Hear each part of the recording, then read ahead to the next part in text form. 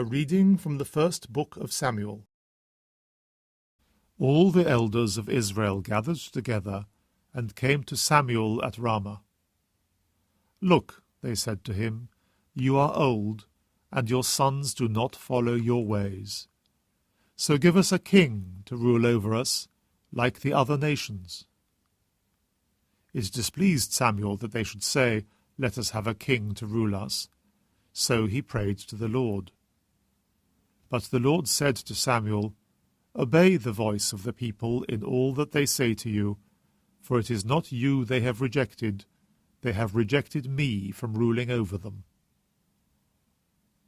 All that the Lord had said Samuel repeated to the people who were asking him for a king. He said, "These will be the rights of the king who is to reign over you. He will take your sons and assign them to his chariotry and cavalry, and they will run in front of his chariot. He will use them as leaders of 1,000 and leaders of 50. He will make them plough his ploughland and harvest his harvest, and make his weapons of war and the gear for his chariots. He will also take your daughters as perfumers, cooks, and bakers. He will take the best of your fields, of your vineyards and olive groves, and give them to his officials. He will tithe your crops and vineyards to provide for his eunuchs and his officials. He will take the best of your manservants and maidservants, of your cattle and your donkeys, and make them work for him. He will tithe your flocks, and you yourselves will become his slaves.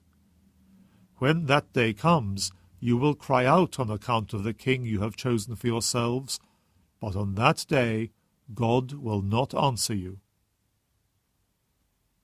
The people refused to listen to the words of Samuel. They said, "No, we want a king, so that we in turn can be like the other nations.